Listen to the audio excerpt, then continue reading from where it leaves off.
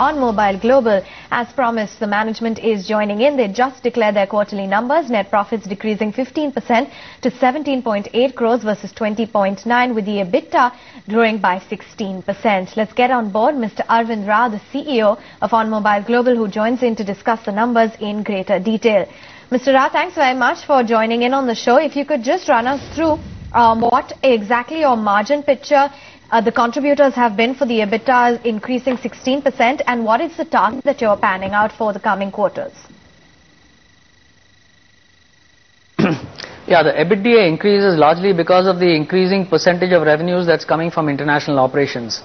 Like we have said before, on the international margin front, the end user pricing is much higher, our revenue shares and our pricing is higher, and we get tax benefits on the income dropping to the margin line.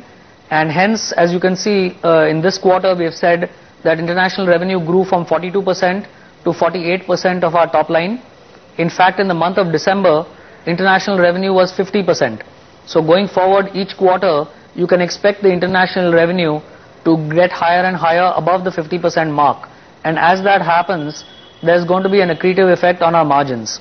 Now that has to be offset by any large investments that we make. So for example, right now the EBITDA growth could have been even higher had it not been for the fact that we are also hiring a lot of expensive manpower in North America and in Europe to continue building out those markets. So in spite of that manpower increase, we are seeing a margin increase as well.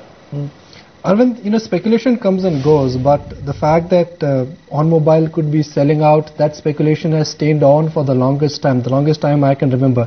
It started with HCL Tech, then it went to TCS, now I'm hearing Wipro. Why is that? So here's what it is. First of all, I'll give you my perspective on it. And from the standpoint of the largest shareholder, which is OMC and our US investors, we believe that there is tremendous upside in our business going forward.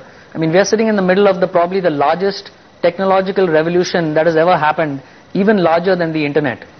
So, and we are just building that out. So, in terms of selling out, there is absolutely no hurry or urgency or anything from the standpoint of the promoters. So that's our point of view. A lot of this stuff is actually rumors. Okay, we have nothing to do with it.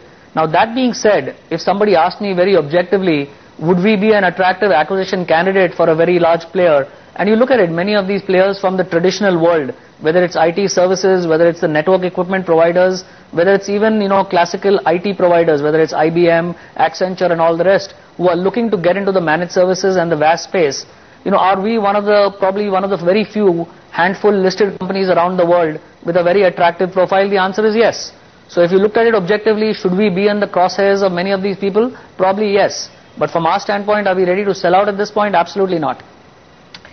Okay, Arvind, I'm going to dissect your numbers in further detail. Now, your international revenues, they contributed 48% to your Q3 revenues this time around.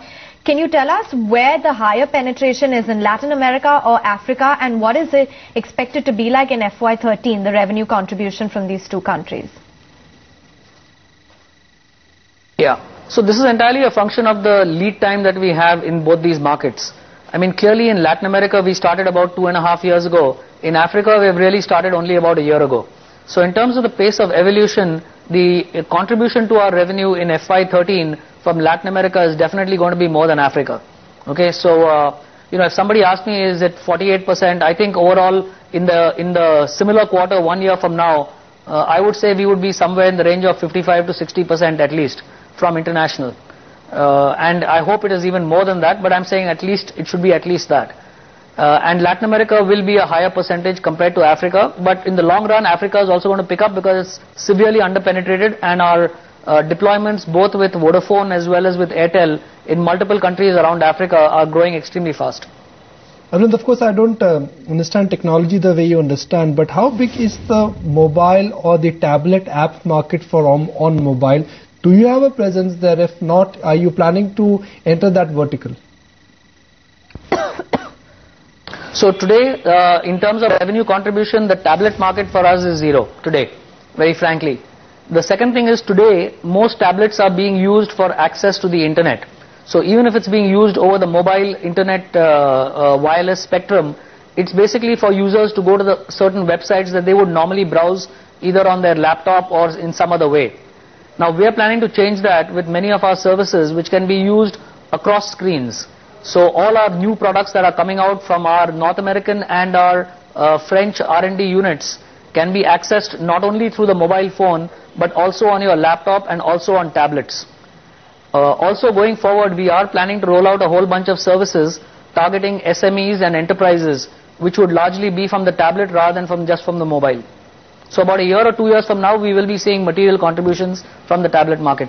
Arvind, do you also have a product which you've launched or which you're planning to launch where you will be getting substantial amount of income or profit from the annuity business? You know, some of the product companies, they make a lot of money and they get a handsome revenue line because of the annuity business.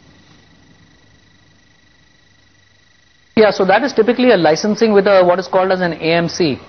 Now, when we bought this company Dilithium, which has some of the best video platforms in the world, now they were selling it on exactly this basis, which is a licensing to telcos around the world, where they have a AMC associated with it, which is a recurring license stream. So we do have that already today, and we will continue to have that because these platforms and these products are extremely good, and we are continuing to roll them out. That being said, that's not our primary business model. Our primary business model is more of a risk and revenue sharing model as opposed to the licensing and AMC model. Okay, we'll leave it at that. Thanks very much for joining in on the show and giving us a better detail on your numbers. Arvind Rao, that's the CEO of OnMobile Global. The stock still under pressure.